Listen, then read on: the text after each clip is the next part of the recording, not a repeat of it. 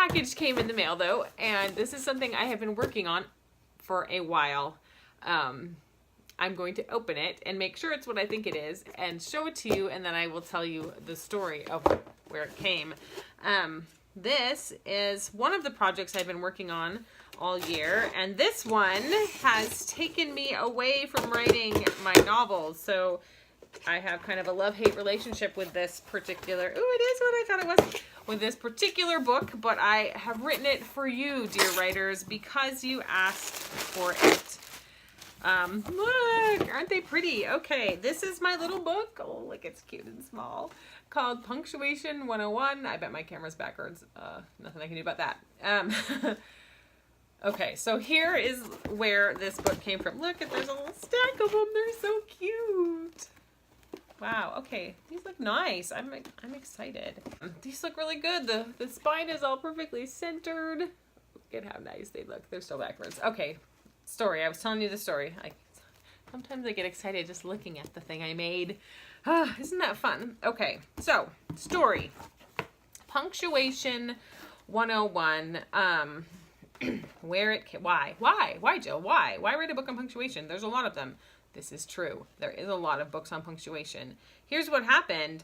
I blog on the GoTeenWriters.com blog, and back at the end of 2001, I got the idea to blog some punctuation posts, just some generic ones, because I saw tons of the same kinds of errors in beginning manuscripts when I would read stuff at conferences, or even when I worked as an editor for a while.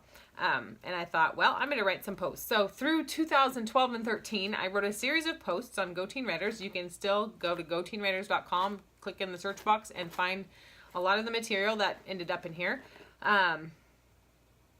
So I called them Punctuation 101, and I started with, I don't remember what I started with, but I did the comma, the semicolon, the colon, dialogue tags, quotes, and dashes, and ellipses, and all that kind of thing.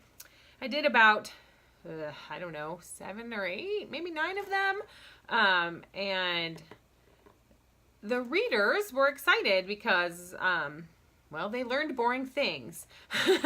And sometimes you need to learn boring things in the world if you're going to be successful in your chosen profession. And if you want to be a writer, you really need to learn this kind of stuff. I know it's not fun, but if you're going to write books and try to publish them, and they're filled with errors, it's going to hold you back from being successful. So people said, wow, you should put them in a book, Jill. And I was like, oh, okay, sure. And then I started doing it, and it was fun at first, and then I got super, super bored of comma rules and things. Now, I should have, wonder how long it'll take me. Hold on, I'll be right back.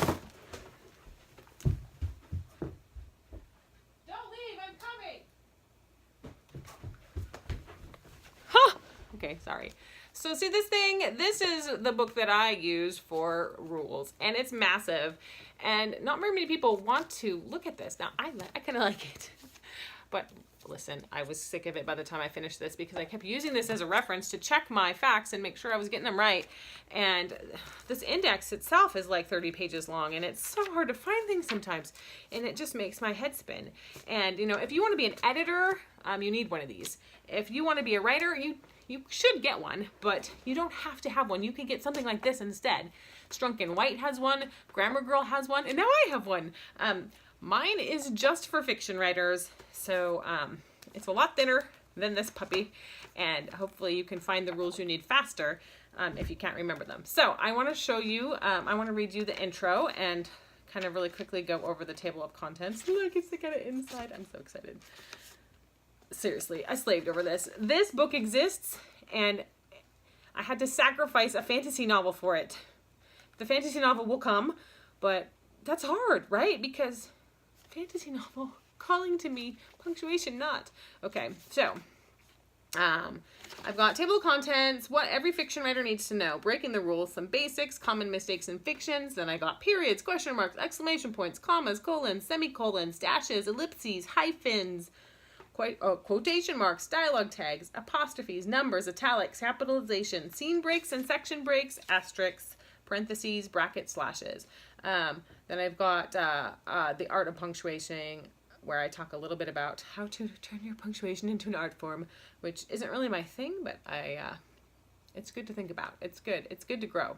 And then that's pretty much it. So I'm going to read you my little introduction and celebrate the release of this book, which I didn't put a lot of effort into. So I was like, here it is. Okay, back to writing fantasy novels. Introduction. One of the hardest things for beginning writers to learn is how to get the story they see in their heads out onto the page. It's tricky. Oh, look, this is a tricky art form called the craft of writing, and doing it well takes a lot of practice. Punctuation marks are signals to readers that tell them when to pause or stop or when to change the inflection of a character's voice. Learning to use punctuation correctly will greatly improve your writing craft because written words alone cannot create volume, tone, or emotion. Correct punctuation will also guide your readers through your story so they can understand what you want to say and the way you want them to experience what you say.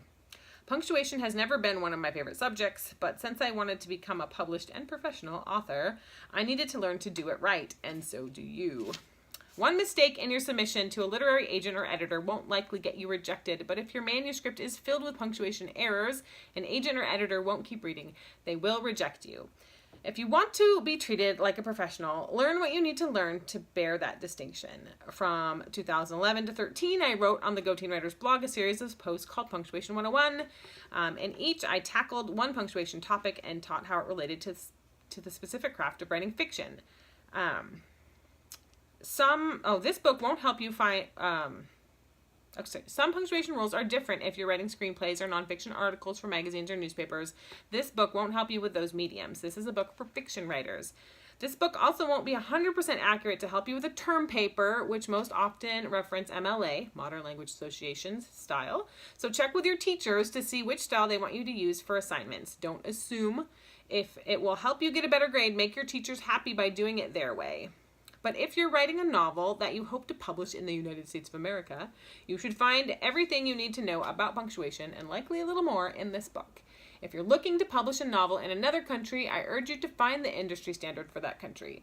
If you're serious about writing, I also recommend picking up a copy of the Chicago Manual of Style. It's the publishing industry standard reference guide for works of fiction published in the USA. You don't have to buy the newest version since the important rules haven't changed in a really long time. So you could add the most recent used copy to your wish list if you don't want to pay the $40 because it's expensive. But if you're, like I said, if you're an editor or something, you need to get the current one. But this is a great tool. Oh, you can also get it at your local library. I got it upside down, don't I? Okay, no, I don't. So you can check it out there. It's a great tool to have on your shelf. Until then, this little book should tide you over. So let's start punctuating, shall we? Okay, so woohoo, celebrating Punctuation 101. If you have any questions, comment me. Otherwise, I will put a link to this in my bio, and you can go find it. For more information about Punctuation 101, I posted links in the description below to where you can see all the places this book is available. If you want an ebook copy, you can get it on Kindle, iTunes, Nook, or Kobo. And if you want paperback, right now you can get them through Amazon.com or through my author store at jillwilliamson.com. Look up on the menu and click on store. And if you order them from my store, I'll sign them for you.